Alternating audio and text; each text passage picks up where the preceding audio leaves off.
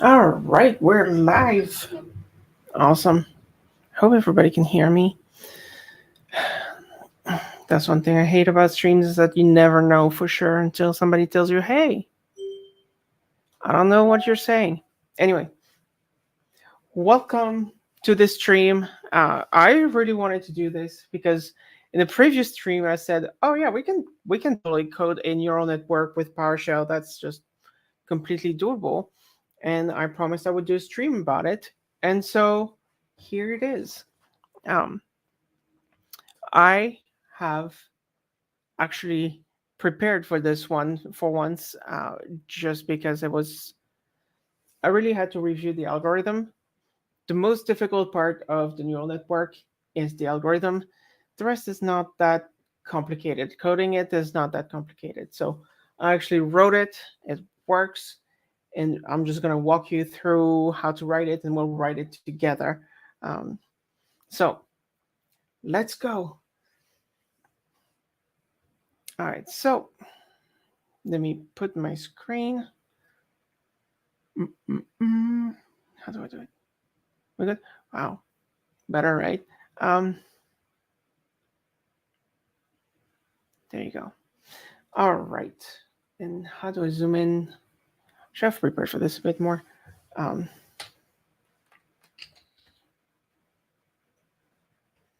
I just want to zoom level 3. All right. Let's get started. All right. So basically, here I have Visual Studio Code open. Nothing is there. This is just the basic one. So we're going to create two files, right? We're going to create one that's called neural network.ps1. And we're going to create one that's called neuron.psm1. So that's a PowerShell module and a PowerShell file. Not now. And the reason it will come will be obvious. Well, not necessarily obvious, but it's just to make it easier on the eye. When you have, there's going to be a lot of lines of code, and it's nice to have it like separated into files.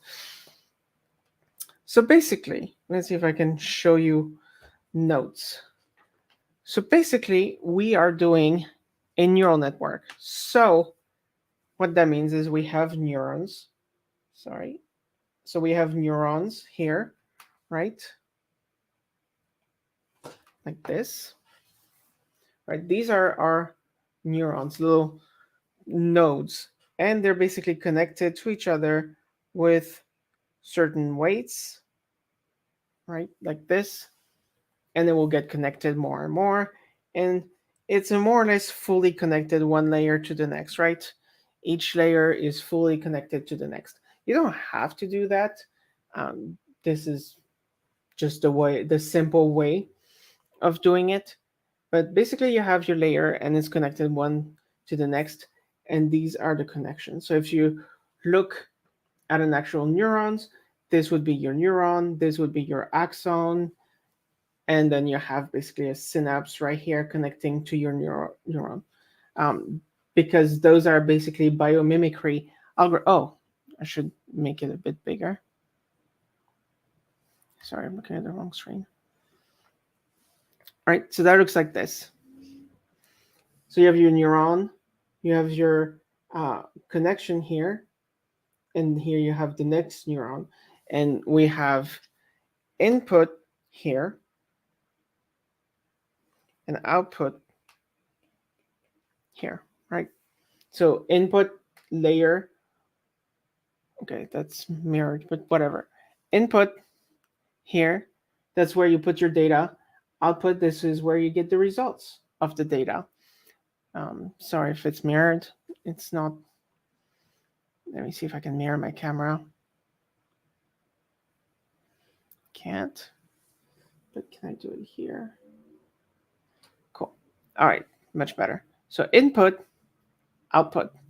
So you give your data and you get the data out.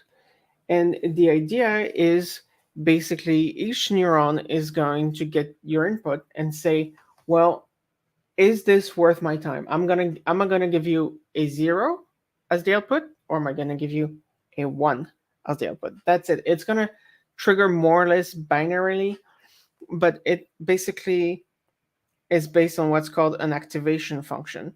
So the activation function is basically, if we the shape is a sigmoid like this, right?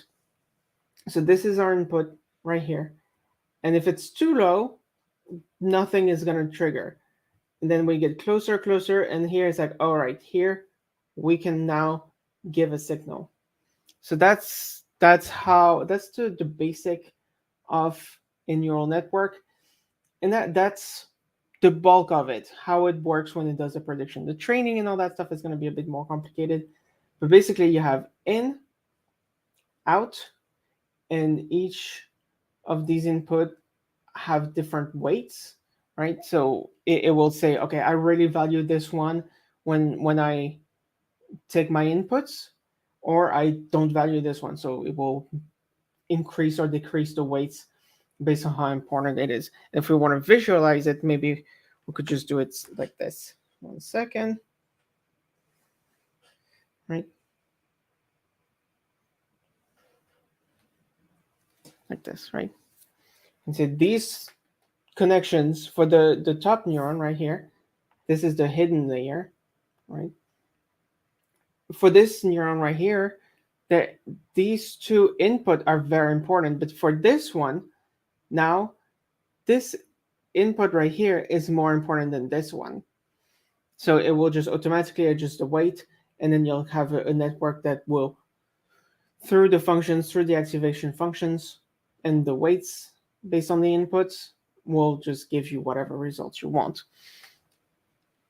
And so the way we're going to code this, we're going to code it the same way it would be in real life. So we're going to have the neuron, the individual neuron, we're going to code that as one object, and then we're going to code the network as a whole, which is a collection of neurons. And I mean, the algorithm doesn't necessarily have to be coded that way, but the reason I'm doing it this way is because then we can get into things like classes in PowerShell and see how you can use a PowerShell class and to depict an object, and then use that object inside another object to make it work. Um, so when you do PowerShell, especially as at a beginner level, you may not use classes. You may not talk about classes because they're very odd, right? They're really on the programming side of PowerShell as opposed to the scripting side. So that's why we're going to use the classes, because then we're going to do more on the programming side. And it's actually not that difficult, and it's also very similar to the actual classes that you see in other programming languages. So if you know PowerShell, right? If you start with PowerShell and you don't know the scripting and you're trying to take your skills to the next level in PowerShell, and now you go to classes, once you understand classes, you're basically at the same level that you would be for programming.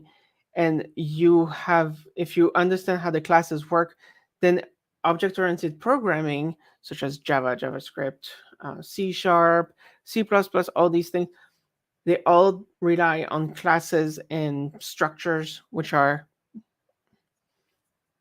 almost the same thing. But yeah, and then you're good to go. So I think it would be a fun little project to do this stream and look at how you would make a neural network in PowerShell. So let's get started. All right, so the way you define a class, sorry, I have my cheat sheet because otherwise I can't. um, well, I'll be able to do it, but yeah. So basically, and let me disable Copilot here because it's gonna It's going to give me suggestions that I don't want it to show. So basically in PowerShell, you have a class, right? And you do class name. So here it's going to be a neuron. And like this. This is just as simple defining a class in PowerShell. Then we're going to have properties, right? So we're going to have an int 32 hidden number of inputs. So that's how many connections we have when we connect to our neurons. See here, the number of input for this neuron right here would be 2, but we could make it also like this with an extra neuron right there. Actually, wrong way, but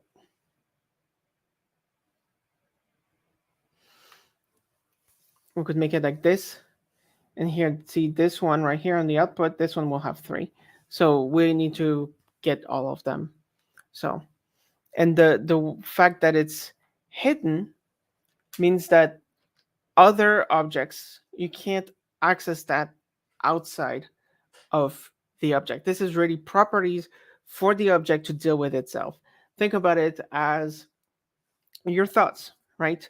If somebody, your thoughts are in your brain, and unless somebody asks you for your thoughts and call the give me your opinion function, you just keep it to yourself, right? And that's the same idea. Nobody will see what you're thinking. Nobody will see the number of inputs unless there is a way to get that out of you. But since there's no need to get that, then we're not gonna give that out, right? We're not gonna make it accessible to somebody else. It just it simplifies the object very much so that a user trying to use your object doesn't have to understand what everything single thing is, right? It just has to know what you give the user, whatever is useful. All right, so inputs. Oh, no, why are you giving it this? Okay, then we're gonna have the weights, right? This is gonna be float, and this is gonna be an array. It's gonna be hidden again. So notice we're not comma separating here. It's different than an object, right? So, and you know what? Instead of typing, I'm just gonna copy this code. That's gonna make everybody's life easier. Here. All right. Then we have the number of input neurons. We have we can pass an object other objects. I mean, everything here is technically another object, but we're basically passing it another instance of itself because we're gonna give it, right? We're gonna basically this neuron, when we say, hey, calculate what your output is, right? It's gonna go and get this value. You can't see. Okay. Nope, I'm typing the wrong thing. All right, stream deck's not working. It's basically gonna go, and so when this neuron needs to calculate its value right here, it's gonna go get this one's value and this one's value and compute its own value based on what the input neurons are. It's gonna make it easier because otherwise you have to keep track of all the values, and then you have to pass it on to the next neuron and the next one, and then keep track of that and pass it. So we're just say you're connected to this group of people, this group of neurons. So that's how we're going to do that. And here, actually, there we go. Then we want to know if it's an input neuron where you feed it the data, you're the one feeding it the data. The reason for that is because it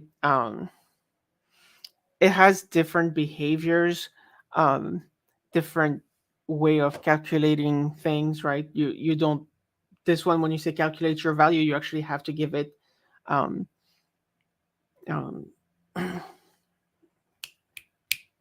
the actual values. You can't just say go get it from before.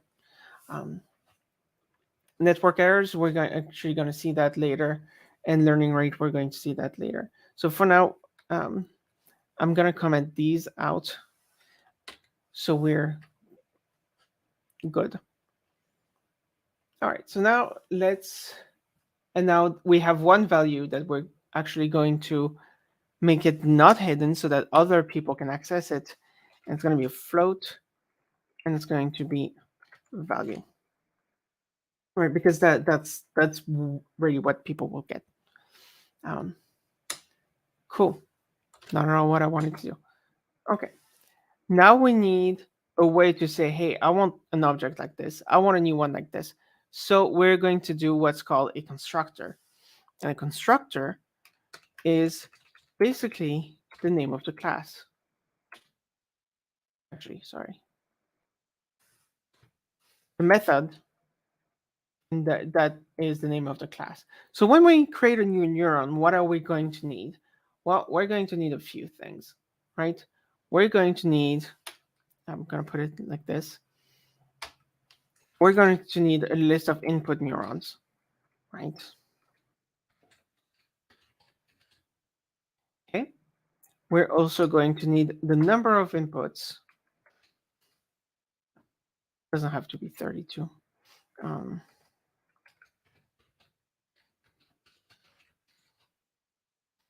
And then we're going to need, we're not going to need that right now. Sorry, I have my cheat sheet, like I said. All right, and see, this is the same word, right? These are the same words. How does this work? Well, from the neuron perspective, the neuron object's perspective, these values and these values are not the same thing, because there's a magical world, magical word that neurons use, and that is this. So what this means is that you're now using an object that is the current object, right? So this dot input neurons equals input neurons. See here, we're just accessing that property for this object, the current object, and we're setting it to input neurons. Now this, the keyword this, is the only one that has access to these hidden properties. Nobody else has access to these. Everybody has access to the value. Nobody else has access to the rest. So this is me, right? Think about it as me. So here we're setting all the number of inputs equals number of inputs. So here we're setting the properties. Next, we have to say, well, what happens if it's an input neuron, right? So the first one, the first layer to receive the data. So here what happens is this is going to be an empty array. And in PowerShell, we're looking at this, right? This is an empty array.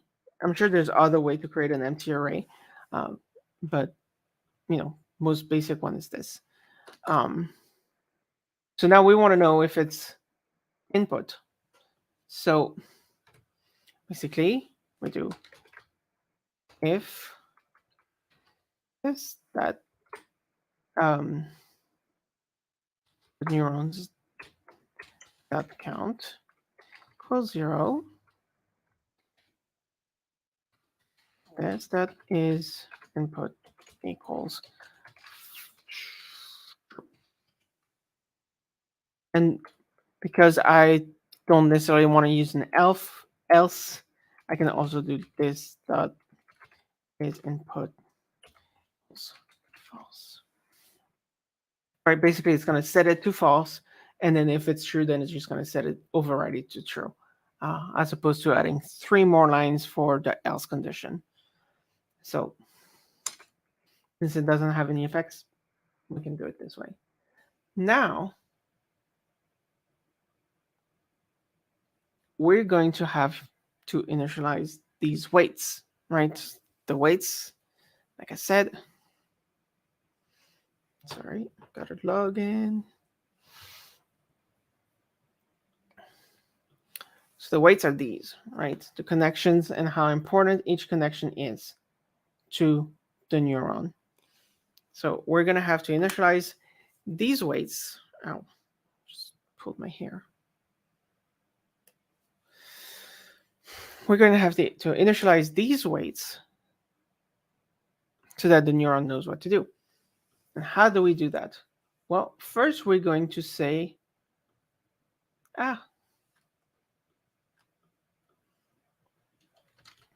we're going to create an empty array, right? So this is how you do an empty array. You say, I want an array of float. I'm going to do new, and I'm going to say how many I want. And +1 is for the bias. Basically, the way it looks at the weights when calculates the input to its, one second, when you look at this function right here, the sigmoid function, right, E. You know what, actually I may have it on my laptop now that I've done it, so let's see. Yeah,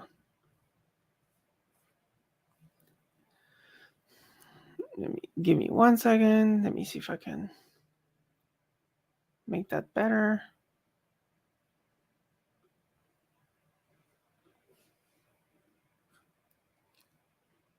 All right, so you see this sigmoid function here. So this is the x axis, right? This is where your inputs get all calculated, they get all put together, and this is the output value. The vertical one is the output value.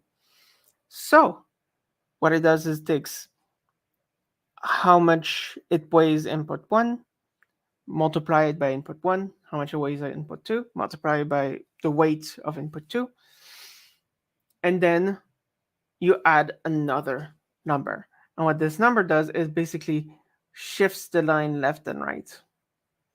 That's it. Shifts the line left and right based on the input so that you can trigger earlier or trigger later. So that's what this weight is about. And the way we're going to make these weights is we're going to just create random weights. So we're going to say it's going to be between -10 and 10 divided by 10, which means it's between -1 and 1. And we're just going to get random weights. Oh, we're going to get random weights. And the reason for random weights, oh wait, I'm using the wrong file. Okay. And the reason for random weights is because we don't know what the weights are. There's no way to ahead of time know what it's going to be. So we just do random numbers. If we're lucky, we get the right ones from the beginning. If we're not lucky, then we're going to be very far away and we're going to have to correct the network. But we could also initialize everything to 1 and it would be just as random, right? Because we don't know the solution. Whether we do everything 1 or a certain value or everything random, same thing, because, well, we don't know the actual solution. Okay. And we're going to set our value to 0 because why not?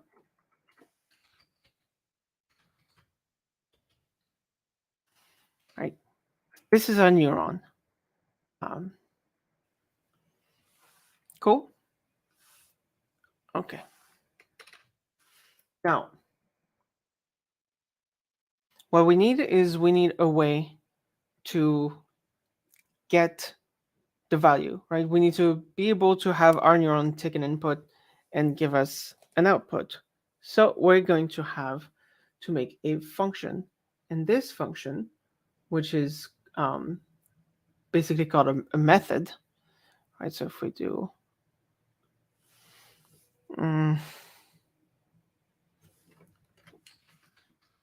test equals test. This is an object, right?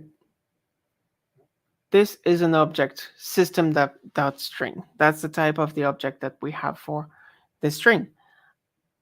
And we have these methods, right? Clone or whatever, toString. These are functions that are only a property of the object, and only this object knows how to call this property. So, and we also have like property, right? So these properties right here, value would be the same idea as length. So what we're going to do is we're going to create that function, and we're going to say this function, just like here, see it says string, so you know that this function is basically giving you a string. This function now is going to give us a float, right? So which is a number with certain amount of digits of decimals, and we're going to say get output. And here what we want, because we're going to start from input layer to output layer, right?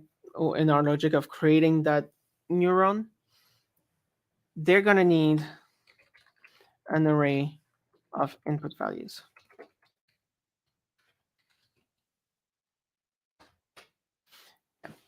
Now, it's unhappy because it says, hey, I'm supposed to return a number. So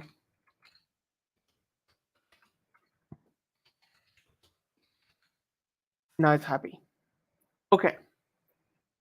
Now, one thing that I'd like to mention, because it catches me all the time, if I do input, sorry, it's going to be unhappy because it's an automatic variable. So be sure to not use that. So sometimes also called an input vector. So yeah. All right. So what we're going to do is we're going to take all of our weights. We're going to multiply all of our inputs by the weights. The way we do this is this way. So input values. So for each, so the reason we're not using for each, though for each might work, is because we want to preserve the order. See here we have the number of input, and we say we match them same index for index and weight, we match them to the same index, right? So we're actually going to have exp because our sigmoid function, let me see.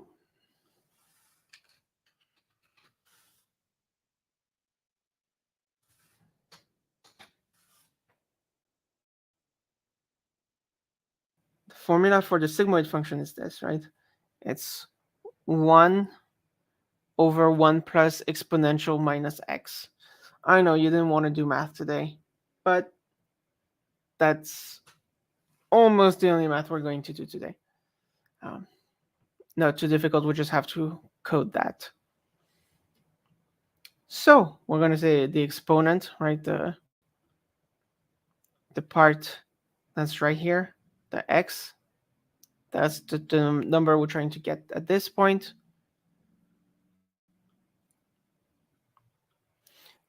So the exponent is the sum of the weights, and we're missing one weight, which is the bias. It's the number of inputs. So that's the last one. And then we're going to do our output, which is this. So 1 divided with that 1 plus system.math, another object with an exponent function. This is a helper class, not an object, sorry, a class. helper class, and we do minus the sum of the weights because the minus is right here, right? Now, in theory, it's not necessarily needed, strictly speaking, but we're going to do it. Okay. But now we're missing one thing, and it's to set the value of our neuron. So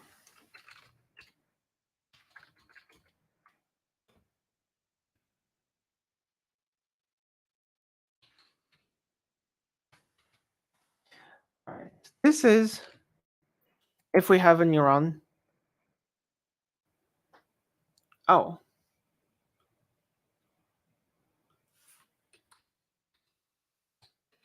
All right, I'm not all here today. So this is for the input. This is on neuron. We're going to um, do this. Let's test it out, right? So here we're going to use a magic word. It's called using module and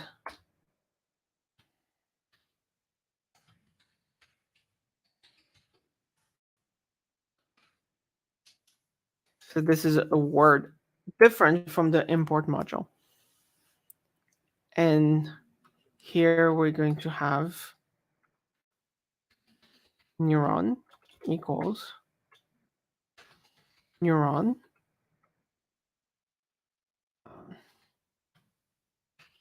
new. And what do we need to pass to our neuron to create a new one? We need to pass input neurons and the number of inputs. So input neurons is going to be an empty one because it's an input neuron, and the number of inputs we're going to do 2. Right? And now we're going to look at what value it gives us. Get output, and we're going to give it size 2 array, which is going to be 1 and 2, right? Let's play and see what it looks like. Cool. We're just getting a number. So this worked, right? It had weights, it had no input neurons. And see if we run it again. Okay, it's not deterministic. So never mind. If I run it twice in a row, it's going to give me the same number.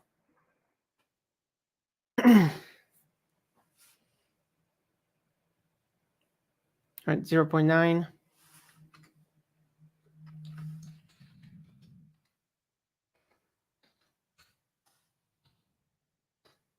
Minus 10. 2.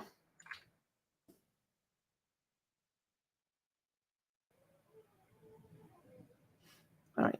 See, we get different values and things like that. All right. So this is working. Let's move on to the next. So now the next thing we need is to do the same thing, but with the input neurons. So if you have input neurons, we need to do a similar function. And this method, as you can see, doesn't take any argument because it is it knows where to get the value. All right, it's gonna get it from the next neuron, from the previous input neurons. So we're basically doing the same thing, except instead of having the values, we're gonna have input neurons. We're gonna get that value from the input neuron, and we're just gonna do the same thing. Right? So if we want to test that, now we're gonna do neuron 1. I'm going to say neuron 1 dot get output.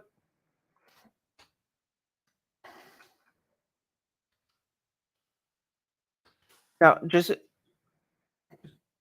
tell you, this is getting it from the values, And every time we update the values is when we run get output, right? So you have to run the neuron that's before it in order to get the new value for the neuron, the current neuron. Okay, so we can see what this does just to get a value. Now we're going to do neuron 2, and this is equal to neuron new. I'm going to say 1, and it's going to have 1 input.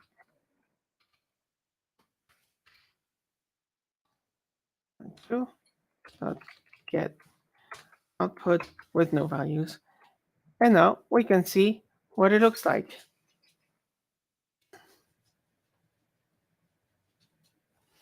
Ta-da! So now we have this one, right? This first neuron running, and we have this second neuron running. And yeah, all is good. We can also do this, right? Let's do 3, 3.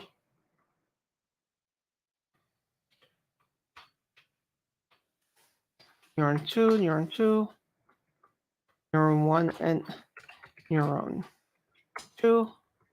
And we're going to say we're going to have 2 inputs. And if we run this,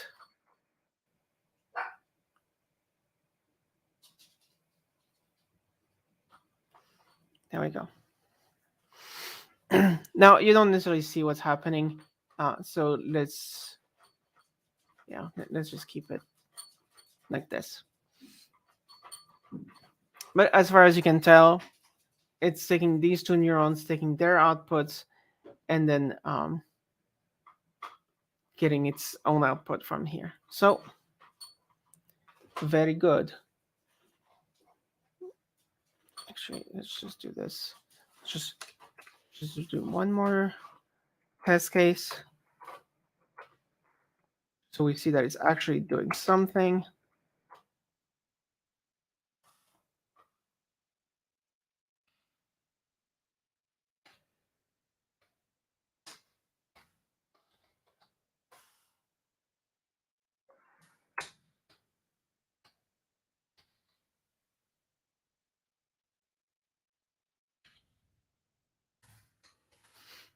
Let's just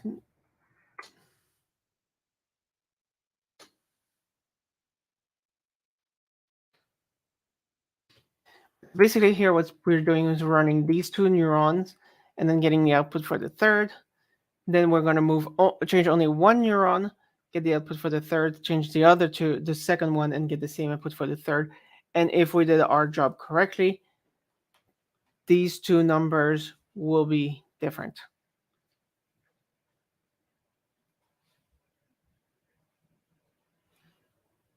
See, there we go. Different number. We only changed 1 because it's grabbing from the previous one. Okay. All right, so now we have our output. We can go forward and do a network. Now, instead of doing this, we kind of want to do a better job at creating a network. So we're going to delete this, right? And we're going to do a class neural network. Sorry about the dogs. And so our network is going to have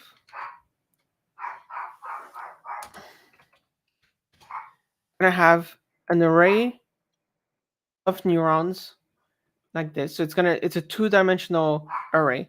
See, and if we go back here, actually, I have it in the note. Let's pull up the note. Here, see, we have 1 layer we have 3 layers. This one has 2 neurons, this one has 3 neurons, and this one has 2 neurons. So we want to be able to define it like this. We want layer 1, 2, well, layer 0, 2, layer 1, 3, layer 3, 2, like that. And that's why we have this. One index is the layer, the other index is the neuron. All right. Let's create this. Okay. So again, constructor.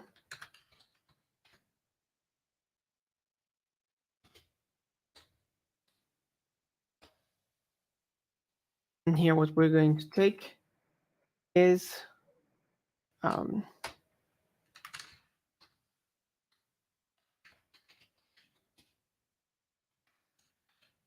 right, so basically if I wanted to describe the one, this one, 2, 3, 2, I want to just give this. So it would be network equals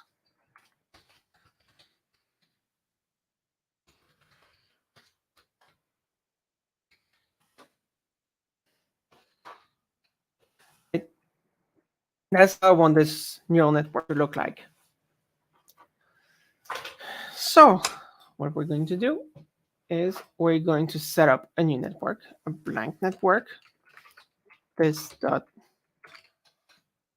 network equals empty array. Then we're going to build it layer by layer, right? So actually I can code this from scratch. So for I equals 0, I less than network layout count. So how many layers we have? I plus plus. We're going to create an empty layer. Layer equals empty. And we're going to go for each neuron, right? So for n equals 0 and less than network layout I, so the current layer value. So this will give you 2, then 3, then 2, right? And press. And then we have two types of neurons, the ones that require an input from the user and the one that doesn't. So first case, input from the user, fairly simple. So if I equal 0, right? When I equals 0, we're going to do a layer. Oops. We're going to add to this layer a neuron. New. We're going to say empty array, but we can also say null. Works just fine. And then we're going to say network layout dot 0. Because we know we're index 0, we could also replace it with I, right? Same thing because I equals 0. And that's it. Right, that's our layer. That's how we're going to add stuff to our layer. Then we need to add this layer to the network. What's happening here? No, actually, it's the other way around. Why am I doing this?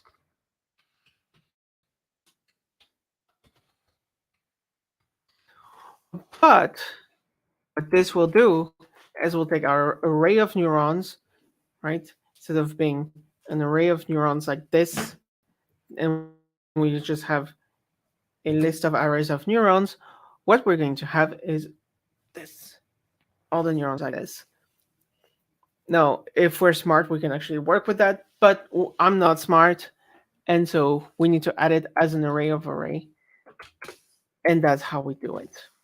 Don't ask me why, that's just how PowerShell does it, okay? All right. Now we go back to the next. We're no longer I equals 1 equals 0. So in any other cases, what we're going to do is we're going to do layer press equals neuron new.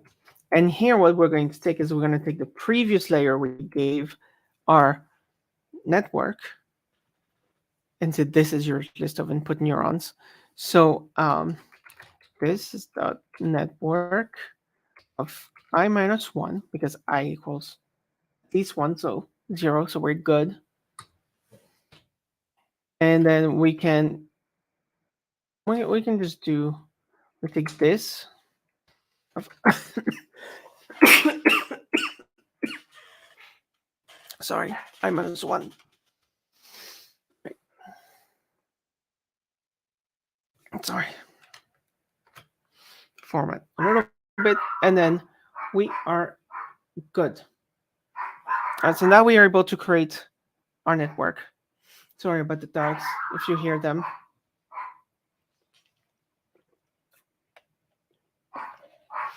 Now, we want to be able to get a result out of this network. So we need, just like we needed here previously, we're going to need a method is going to be the value. So we're going to keep consistent float output. Oh, sorry.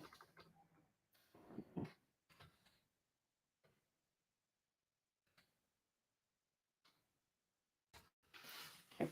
And here we want input values again, because we're only dealing with layer 1 and the end layer.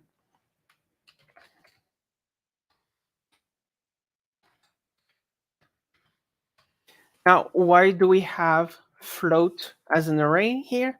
Well, because we may have more than one neuron.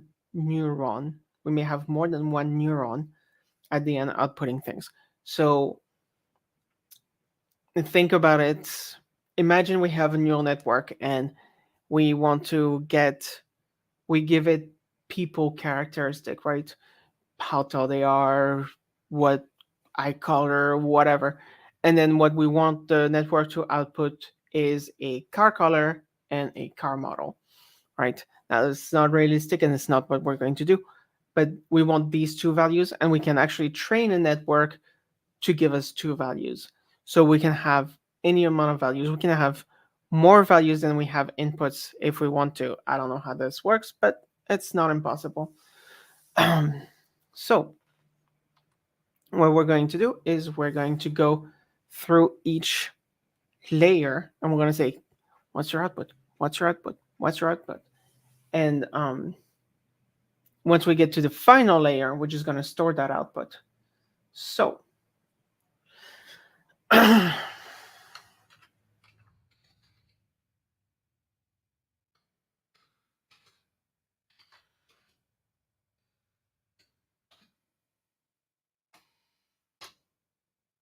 right. For each layer, I equals 0. Is the network count I plus plus. Okay, because here in network, it's an array on of array. The first array is the layer because that's the one that's adding, and that's the one that's added to the network, right? The layer is added to the network array. Therefore, that's the first one that we see. Okay.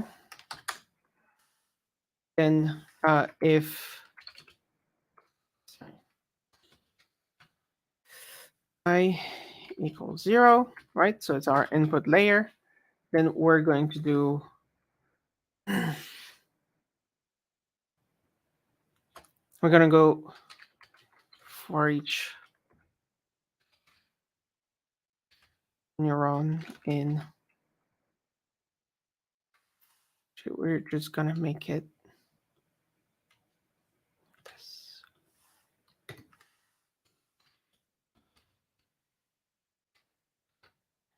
as a layer in layer, and we're going to get an output. So neuron,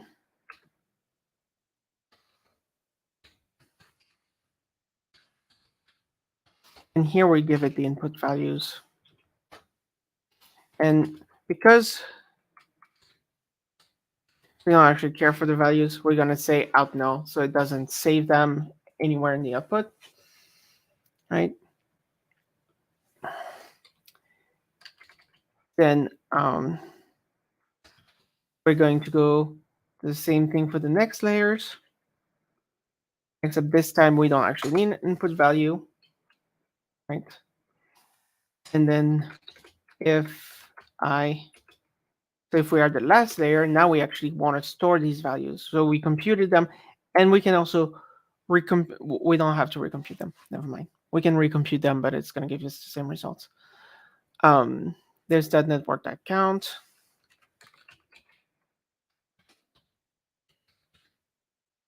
One last layer.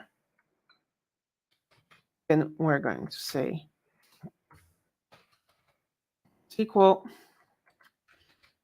neuron. Oh, sorry. We go.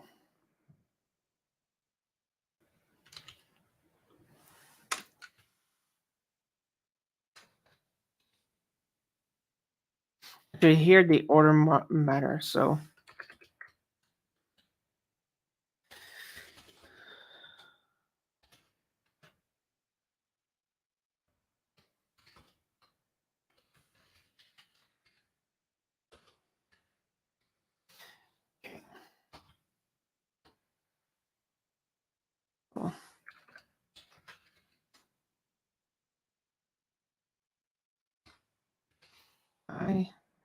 we want the base neuron, and we want the value of this neuron. We calculated all the values here. So this whole thing calculates the values of all the neurons for the layer we're processing. So if we're at the last layer neurons have been processed before we get to them. And then we return the output. Cool. Awesome sauce. So now we have our network. And let's take a look at the outputs. Right? So 232, right? Let's do network dot get output. And we're going to give it two values. We don't actually have to because we can do 2. This should work as well, because those are the only possible inputs, right? Actually, no, you know what? It doesn't like that. Counts as 2 arguments. So I was wrong. Let's run this. And there you go. We get our 2 outputs. And we can also say we want 10 outputs, right? Why? I don't know. But we can say 10. And there we go. We've created our little network, which is pretty awesome. Pretty nice, right?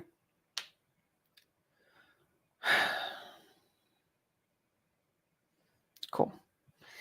Okay, so we can go forward. We can give an input to a network, and the network can give us outputs. But we're just like a third of the way done with this, because now we have a problem. It's not the values we want, right? They're not the values we actually need, because it's just going forward and just from random weights just giving us essentially random values. So at this point, I'm just going to put this to 1. At this point, what we need is the ability to train that network. And this is where things get fun. And I'm saying that ironically, because it's not easy. Okay. So what is our network doing? Right? I have my target value here for 1, 2. I want it to give me 1. Okay. But here it gave me this. All right. This is where things become fun because we have to say, hey, look, you made an error. And this is how big your mistake was, buddy. So here we see that we have roughly 0.68, right? Difference, right? 1 minus 0.387. Oh, no, 6. Why am I doing math wrong? 6.2. Now we need to communicate that to the network, and we need the network to adjust to our answers. So, what are we going to do about that? Well, this is when technique called backpropagation come from. We're going to basically take a neuron, we're going to say this is what I expected from this value, and I want you to actually do something about it. Change your weights so that the activation function for each neuron, so when each neuron gets triggered based on how much the inputs are, this function gets weighted. And the way this happens in the brain, you have your, you don't see me. And the way this happens in the brain, basically,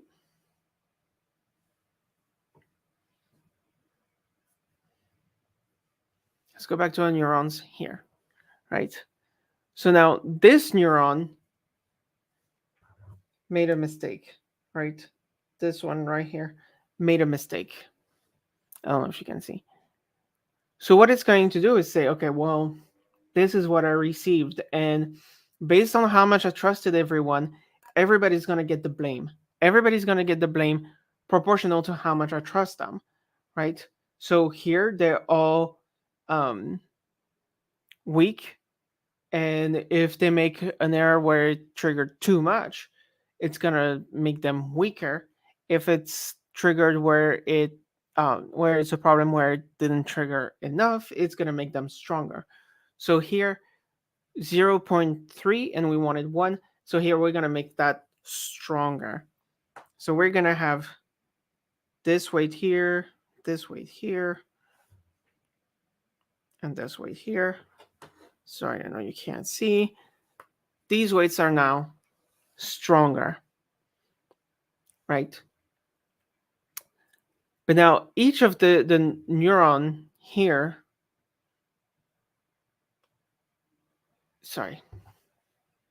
each of our output neuron is going to do the same thing, right? Update the weights. Then each neuron is going to say, okay, well, you know what? There's a feedback mechanism where this one, right? Let me change the color so you can see it better.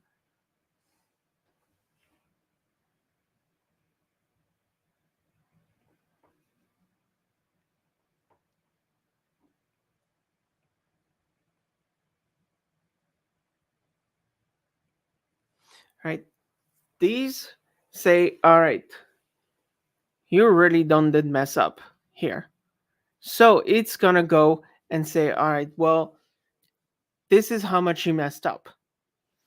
And these neurons right there, the input, the hidden layer neurons, are going to go back to our input layer and be like, yo, you did mess up. And it's going to change its weight. So maybe we're going to have something where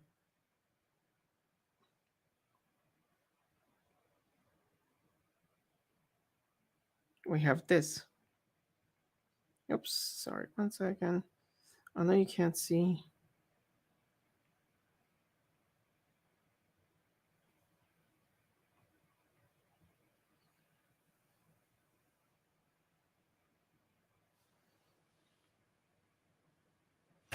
Right, now we have the weights updated like this. So, yeah. So that's the process through which we train the network. We basically say, hey, you messed up.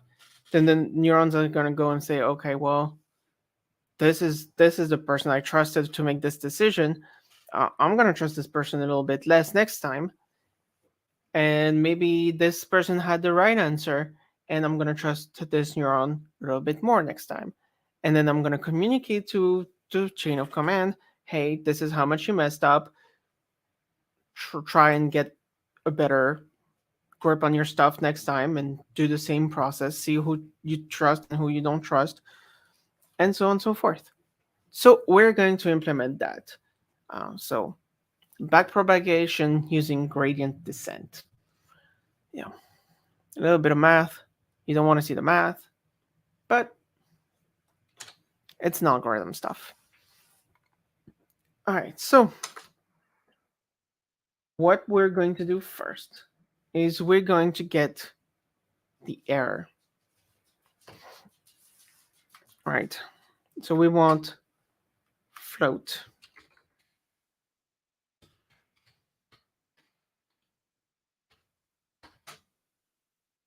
All right, we want to get how much it messed up. So we're the simplest way we can think about it is basically we return this value. Actually, here we actually want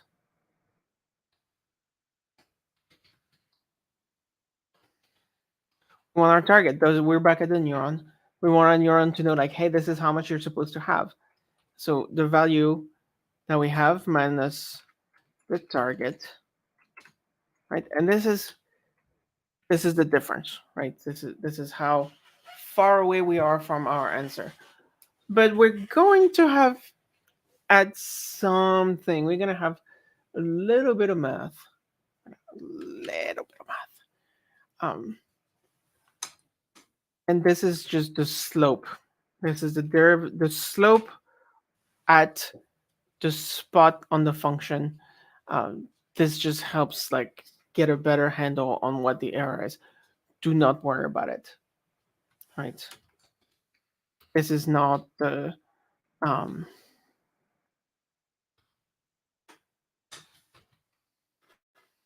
the goal of this to go like strictly over all the math. This is the slope. Okay. This is how it works. Trust me. All right. So this is our error. So it's a little bit corrected, and the advantage of this is it's not like too big of an error. Okay. Then we need to do the same thing for our friends who are in the hidden layer, who don't really have any like target value, right? So these friends, no target value, hidden layer again. Mm.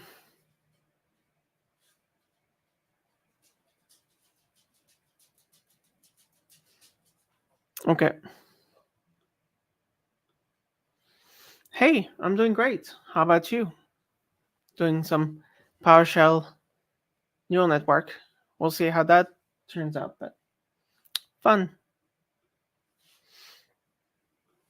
When before we get the error of the next one, then we actually have to pass the error to the next layer, to our little hidden layer. So we're gonna have this function. We're gonna get another function that I'm going to call propagate.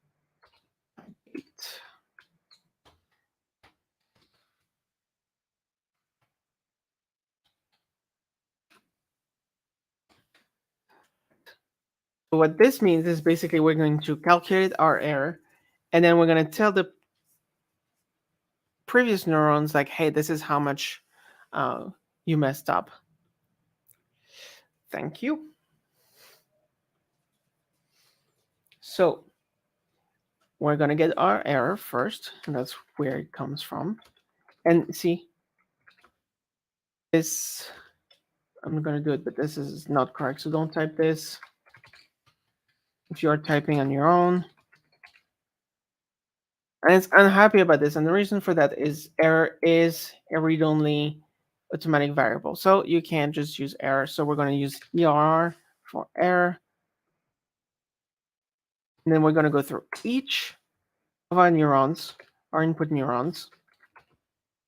I equals, sorry, equals 0. I is less than is that input neurons that count pass, and we're gonna go and tell them, yo, you messed up. So what we need now is a way for these neurons to store how much error they have. So now I have this function right here, and I'm just gonna write it, copy and paste here. But we need a function to add error. And so let's write this a little bit above here, because this is something that comes before. Add error, and it's a value.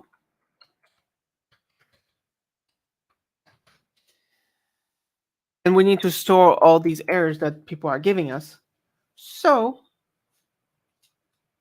we're going to create this little, that's where we're going to uncomment this.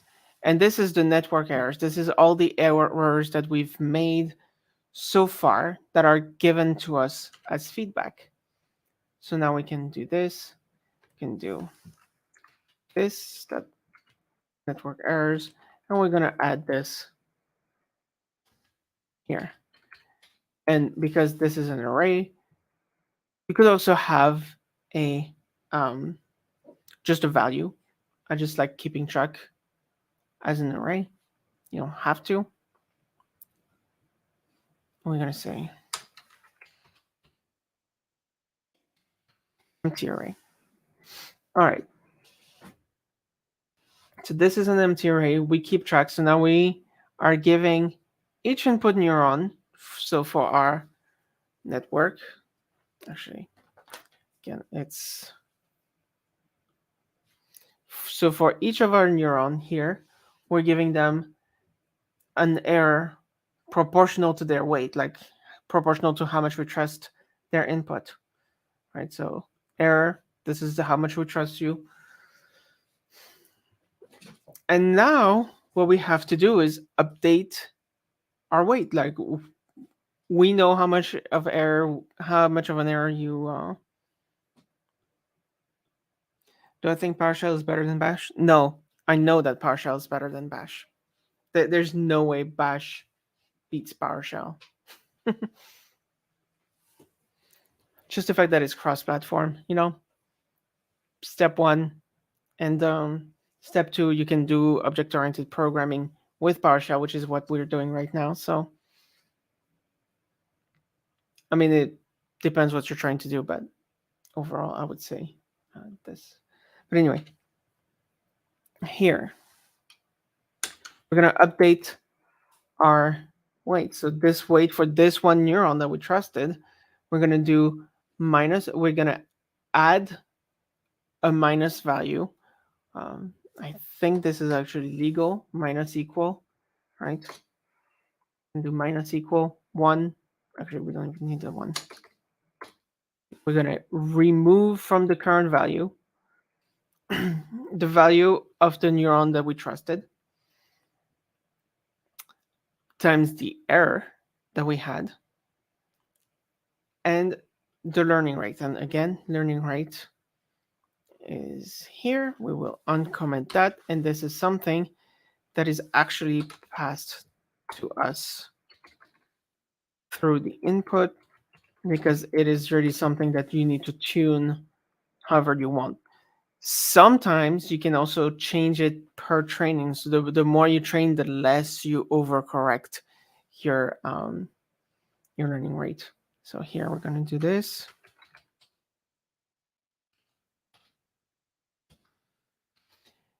And what this learning rate does is basically see where it's a value smaller than 1, and it really is the number that tells you how much overcorrecting are you going to do. Like at the beginning, think about it this way: at the beginning, you're gonna get a big slap in the face when you make a mistake, right? But then as you get closer and closer to your answer, like you don't want to overcorrect your network too much. You don't want to slap your network too much to get to the correct decision. So in theory, you would slap it less and less and be like, yeah, you're good. And it's like, am I getting slapped less? And it's like, yes, and it's gonna be happy and um go to that direction. Or if we want to be nice about that, think about the number of treats you give your dogs when you train them to get a response out of them, right? At the beginning, it's like, wow, you do this behavior, it's amazing. Here's a treat, here's a treat, here's a treat, and then you give less and less treats as time goes. And yes, it was a quick decision because yeah, it's no brainer. I would be very curious if anybody said that Bash is better. Um, the only time I could see somebody said that Bash is better is if they use Linux systems. So, and it means you have one less step, one less thing to install to get to your stuff. But yeah, overall, PowerShell is better. I'm using a Mac running PowerShell. It's great. Okay, and now the last one we need to have is our little BIOS, the one that changes where our activation function activates. And are good. So this is for our output layer. So the output layer is the one you say, this is what I want. And the input layer, so it's reverse. When you do the training, you give the input to the output layer. And when you do the prediction, classification, whatever you want, you give your input to your input layer. So reverse. All right, so now the way this would work, we would give our okay, we will give the error and then it will update. Let's see it in action. Now I know we missed the other layers, but let's show that what we're doing is actually impacting the results. So the way this works is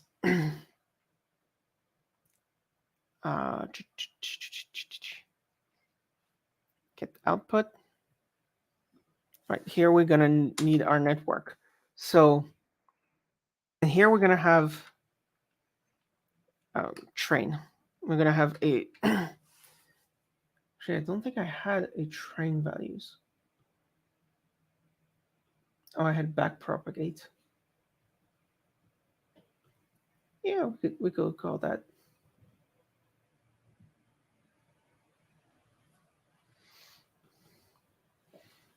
All right, there's a train, and we're going to give it float input values, and we're going to also give it float target values. And basically, I have this code. Just going to copy and paste it here.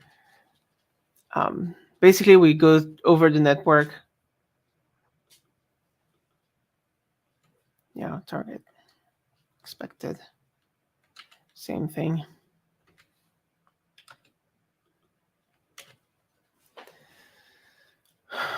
Okay, so basically we go over the network in reverse now that we're training. We're going to actually, we're gonna do this get output funny because now that I'm doing it a second time, I'm actually doing it different. So it's not bad. And here we have input values.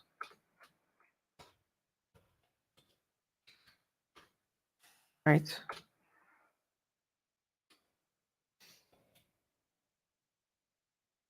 So this will go in reverse. So here, this one goes forward, gives the value, get the output. Now we have all the values set for our neurons. Now we go in reverse in our network. We go to the last value, the last layer, the output layer, and we look at it in reverse. That's why the I minus minus. Then we go through each layer. We could also do this like this to make it a bit nicer.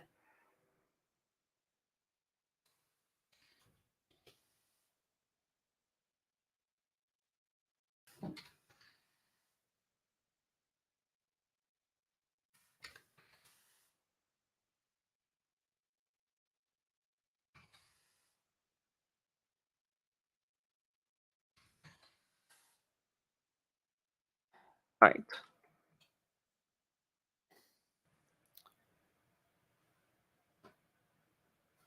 Okay. So if this is the last layer, then this is the function we have, right? This is the first layer. We haven't coded that. And this is the middle hidden layers, and we haven't coded that either. So now what we can do is, so we will do get output so we can see what our value is. Then we're going to say network train. We're going to give it the input values 1, 2, and we're going to give it the output value 1. Now we're going to get our output again and see that it changed, right? So if we do this twice, the first 2 times will not change. After the training, we expect a different value. Ideally closer, but not necessarily closer. Okay, what did we miss?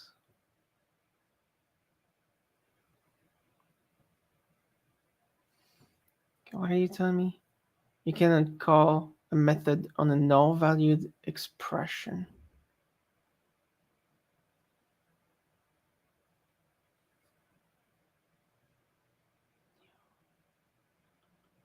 Overview. Oh, sorry. So our network, now we actually need to give it a learning rate, which is a float. We forgot to pass that. And now we're going to give our neuron the learning rate.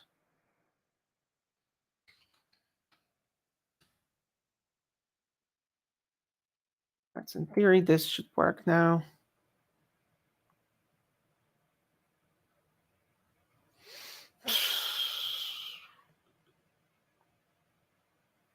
Yes.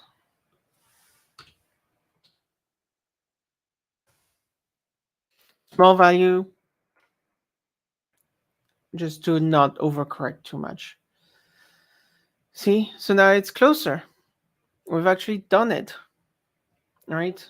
So we taken that value, and then it's closer. So if we keep repeating that, if we keep looking at this a few times, but this is not how we would do it.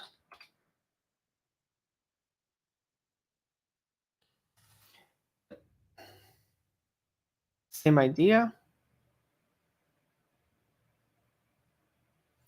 See, now it's getting closer and closer. So 36666 with a target of 1.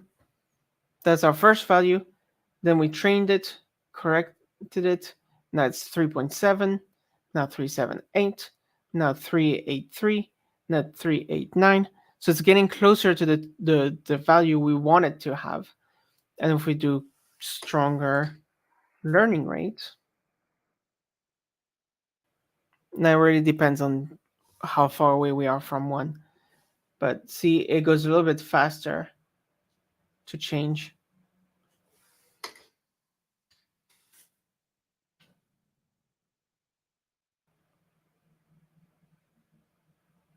See, even faster now. So 4, and it's really trying to go.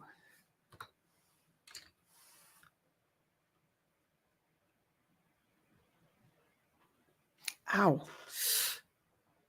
See, we're like super close. We're like under 0.5. Now we're like almost at 1. Now, if you overcorrect too much, it's not good. There you go. Now you get it to 1. Very strong overcorrection. But you want to nudge it just a little bit, not a ton. What is happening here? Sorry, I have this one. Look at you. See yourself?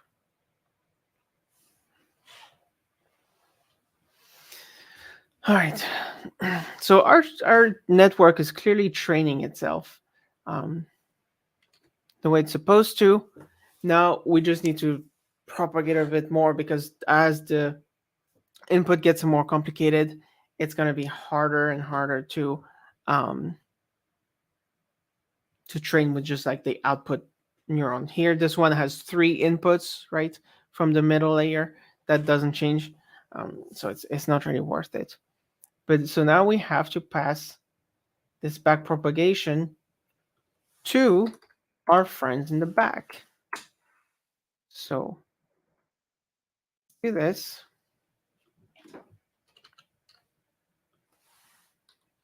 Let's get the middle layers done. Actually, you know what? I have it here. I'm not gonna do too much.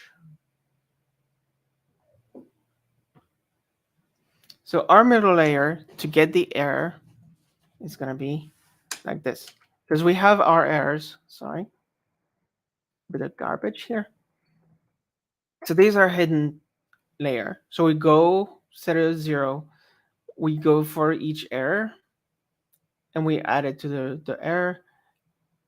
And then this is our error. And we set it to 0. We empty it because now we have our error and we're actually going to do something about it. So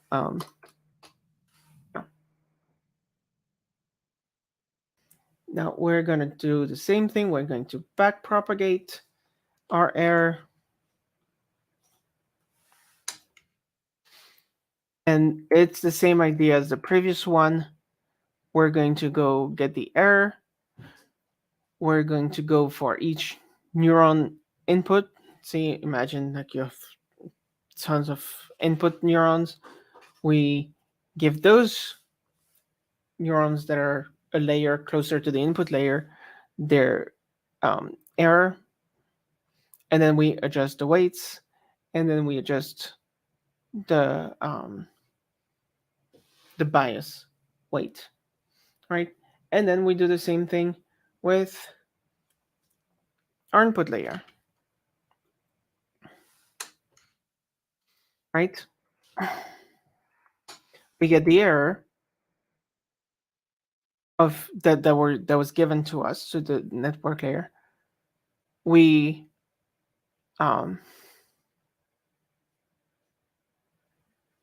we go through each of the weights, and we just have to adjust them because there's nothing up to pass to, right?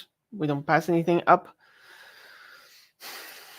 So here we just adjust the input, the weights, based on the inputs that were given to us, right? That's, at this point, we based on the input, and we adjust our bias. So we are almost done. Almost done. Now we can uncomment this, uncomment that. We can look at how this progresses based on the layer. And just something to keep in mind. See, it progresses good the way it's supposed to, in the right direction. But one thing to keep in mind is that layout of your network is more of an art than anything. So you need to choose your layout. You need to choose how you want to do it, right? And it will change based on things. So here we have a network that can be trained. Okay. Now we need, so this is going to train a neuron. Let's train neuron. And now we need something to train network. All right, so here what we're going to do is we're going to want an array of arrays. So float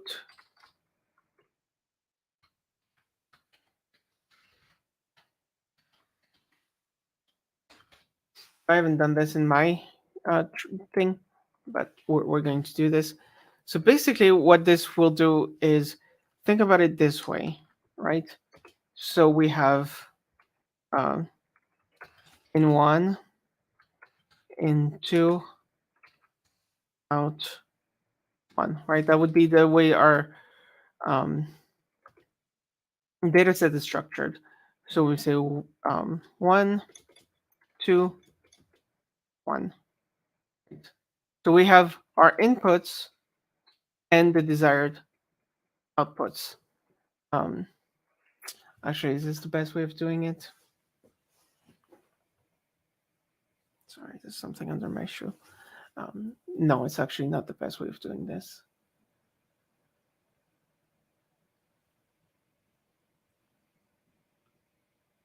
Actually,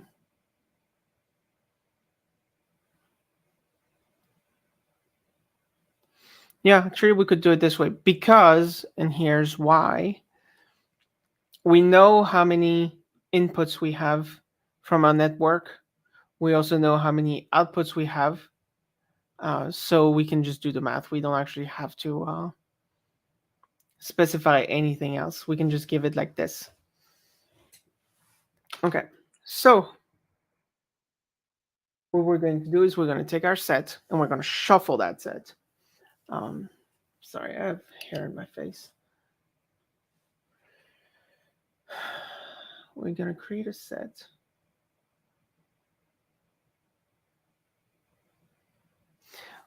We're going to create a set and we're going to shuffle it. We're going to take that set, we're going to shuffle it because we don't want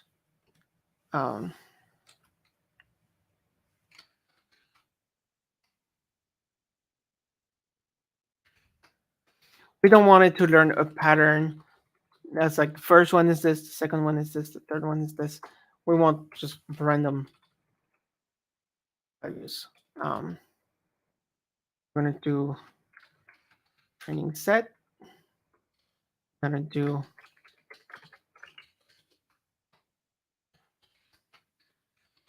this is how you shuffle.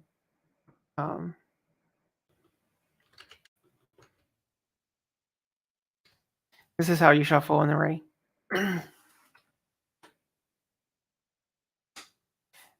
Here we're going to do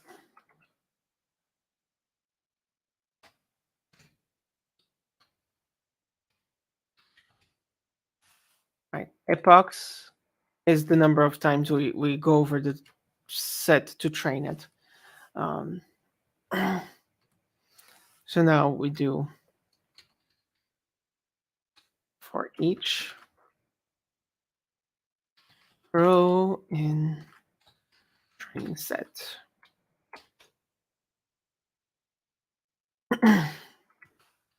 Input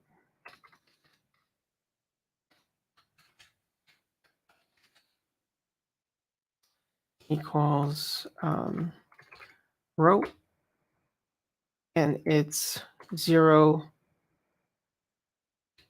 through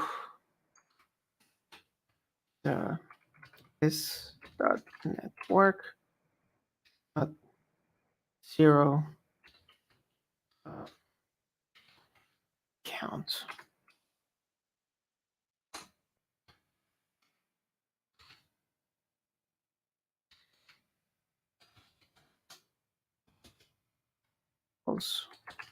Row dot is dot work dot -1.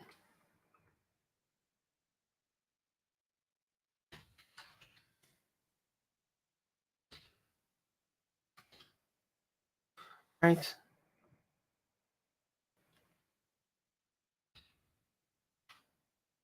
And that's not.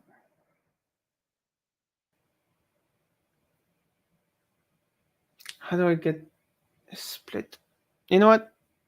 On this one, I'm actually going to Google it.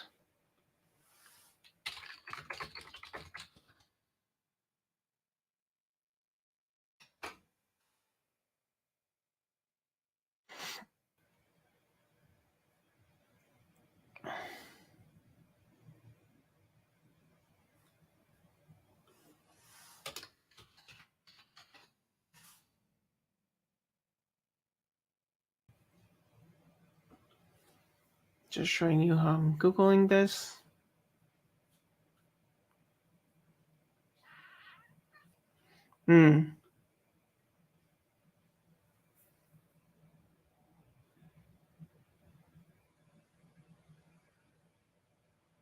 Okay. I like that.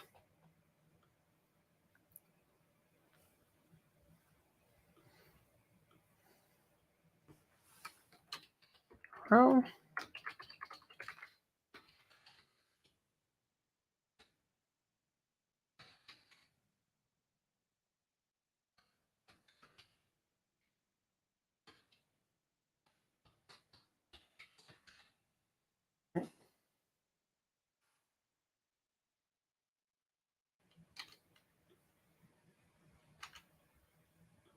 And this becomes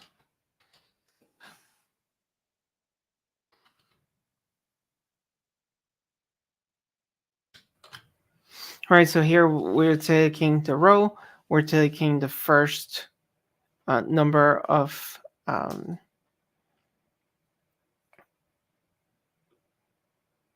we're taking the first layer's worth of neurons number, and then we're going to say that. Can I take the last one? Okay.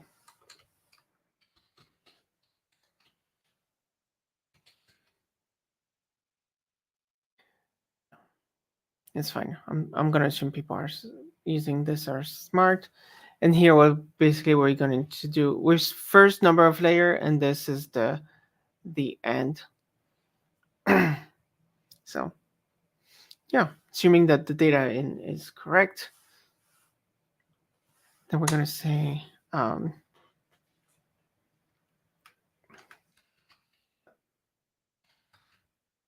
neuron input data, output data. There you go. And now what we're going to do is for I equals 0, I less than box I plus plus, and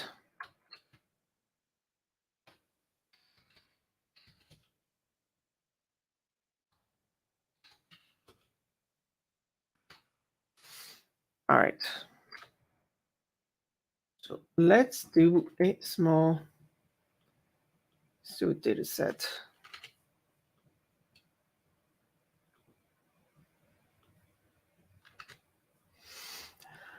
Okay, we have a network here created. We have a data set. So basically what this is going to do is take all the numbers between 0 and 100.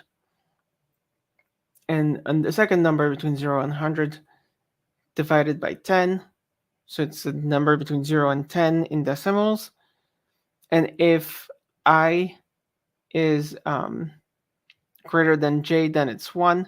Otherwise, it's 0. So it's basically we're training the network to recognize when I is greater, input 1 is greater than input 2, strictly greater than input 2. We're going to do network dot train network. We're going to give it a set, and we're going to say, I don't know, 30 epochs. Now what we're going to do is we're going to do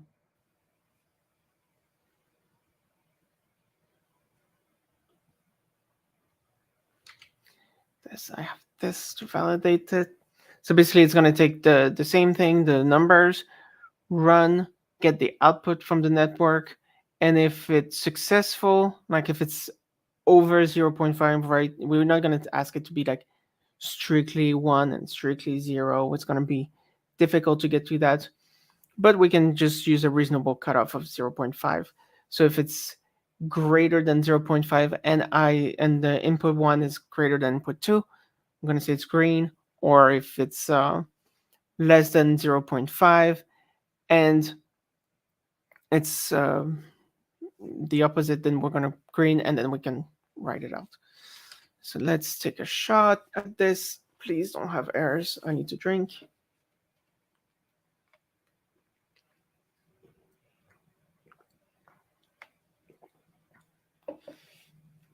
All right, epoch 0. It's going to take a little bit. So I can take questions if anybody has questions. Or we can just sit here in silence while it's doing its thing. We are looking at 10,000 rows of data, so it's going to take a little bit. Maybe I shouldn't have done 10,000 rows.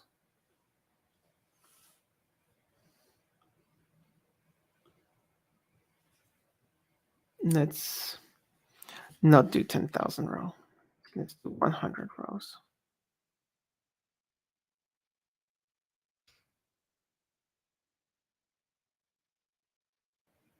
It's going to be 100 times faster.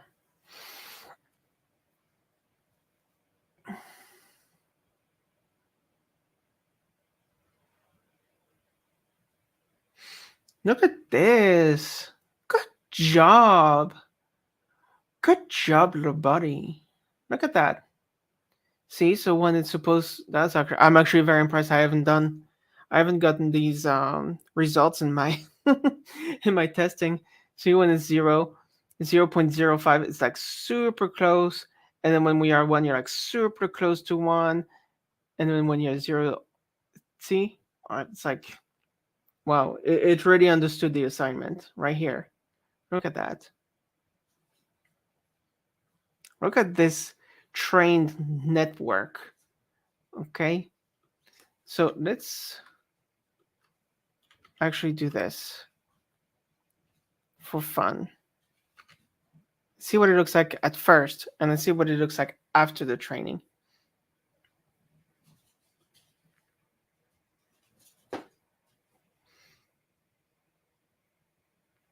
Look at that first one. I mean, it's close, but it's not as close. But see, all the red, this is now all green, right? It now knows exactly how to answer this problem. So you can give it any value, well, within the training set, right? See, this was not close, untrained, and now you have your trained network and does that. So good job, everyone. We've trained a neural network. That was fun. How many lines of code do we have? 82 plus 107, so 189. Not too bad. Another approach is to like keep data and not have like a neuron object and a neural network object. But I really wanted to go but I really wanted to do this with objects. I really wanted to show off PowerShell classes and really just do object-oriented programming for PowerShell and show you how you can use PowerShell to write the same kind of code you would have if you did C# or JavaScript and all that stuff. So playing with classes is fun, and honestly, a lot of the code, and you can see we're not using a lot of commandlets. Like there's this commandlets right here, and